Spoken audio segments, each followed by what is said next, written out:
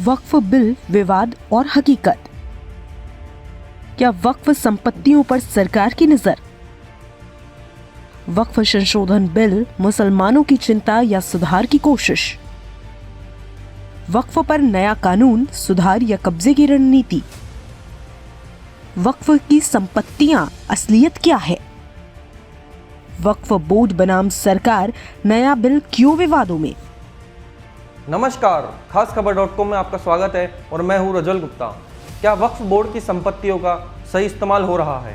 क्या सरकार वक्फ संपत्तियों को जब्त करने की कोशिश कर रही है या फिर ये नया कानून मुसलमानों के अधिकारों को सुरक्षित करने के लिए लाया जा रहा है? वक्फ संशोधन बिल 2024 लोकसभा में पेश हो गया है और इसके साथ ही देश भर में एक नई बहस छिड़ गई है। आइए जानते हैं इस बिल में क्या बदलाव प्रस्तावित है और इसका समर्थन और विरोध करने वालों की क्या राय है।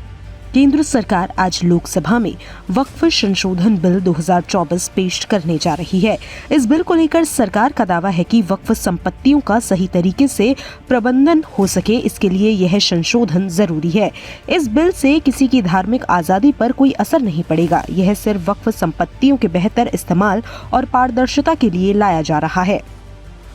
वक्फ संशोधन बिल से मुसलमानों को कोई खतरा नहीं है, मगर मैं मुसलमानों को यकीन दहानी कराना चाहता हूँ कि उनकी न मस्जिदें छिनेगी, न ईदगाहें छिनेगी, न दरगाहें, न खानकाहें, न कब्रिस्तान, कुछ भी छिनने वाला नहीं है।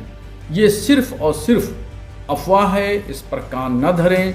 वक्फ संशोधन बिल से जो गरीब, कमज़ोर, लाचार, यतीम और बेवा मुसलमान हैं, उससे होने वाली आमदनी इन तमाम लोगों में खर्चा की जाएगी। इससे उनकी तरक्की होगी, डेवलपमेंट होगा, एजुकेशन में काम किया जाएगा। विपक्षी पार्टियां और कई मुस्लिम संगठन इस बिल का कड़ा विरोध कर रहे हैं। उनका आरोप है कि सरकार इस बिल के जरिए वक्फ संपत्तियों को अपने कब्जे में लेना चाहती है। मुस्लिम नेताओं का मानना है कि यह बिल पूरी तरह से संविधान के खिलाफ है। यह मुसलमानों की धार्मिक संपत्तियों पर सरकारी नियंत्रण की साजिश है। ये जो गवर्नमेंट एनडीए की गवर्नमेंट, जिसको चंद्रबाबू नायडू, नीतीश कुमार, चिराग पासवान और जयंत चौधरी सपोर्ट कर रहे हैं, ये वक्फ बिल अनकॉन्स्टिट्यूशनल है। ये वक्फ बिल आर्टिकल 14, आर्टिकल 25, 26, 29 का ग्रेव वायलेशन है। ये वक्फ बिल नहीं है, बल्कि ये वक्फ बर्बाद बिल है। ये वक्फ बाय यूजर सरकार निकाल रही है। हिंदू धर्म में mud by user, temple by user allowed है, तो यहां पर क्यों अलाउ नहीं कर रहे आप? हिंदू एंडोमेंट बोर्ड में कोई नॉन हिंदू मेंबर नहीं बन सकता, तो यहां पर आप नॉन मुस्लिम को क्यों बना रहे हैं? तीसरी बात यह है कि एंडोमेंट का जो ट्राइब्यूनल है, उसका डिसीजन के खिलाफ आप रिव्यू डालते हैं। यहां पर आप कह रहे हैं कि उसको अपील करेंगे।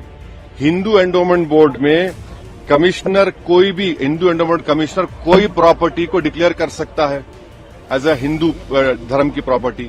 कलेक्टर का कोई रोल नहीं हिंदू एंडोमेंट बोर्ड में, क्यों कलेक्टर को लेकर आ रहे हैं आप?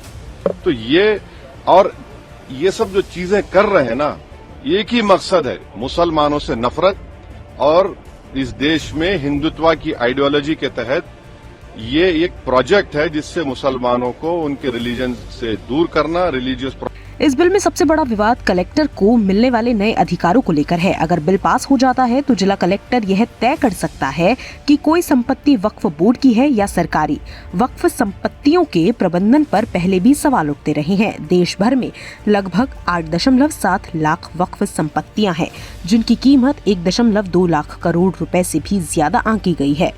फिलहाल सरकार इस बिल को पारित कराने के लिए पूरी तरह तैयार है, लेकिन विपक्ष भी आर पार की लड़ाई के मूड में दिख रहा है। ऐसे में सवाल उठता है कि क्या यह बिल मुसलमानों के लिए फायदेमंद होगा या फिर यह एक नए विवाद को जन्म देगा। तो अब बड़ा सवाल यही है, क्या वक्फ बोर्ड की संपत्तियों के प्रबंधन को सुधारने के लिए यह बिल वाकई कारगर साबित होगा या फिर यह एक और विवाद को जन्म देने वाला कानून बन जाएगा? खास खबर.com में बस इतना ही। आप हमारी वेबसाइट को लॉगिन करें, यूट्यूब चैनल को सब्सक्राइब करें और गूगल प्ले स्टोर से हमारे ऐप को डाउनलोड करें। धन्यवाद, नमस्कार।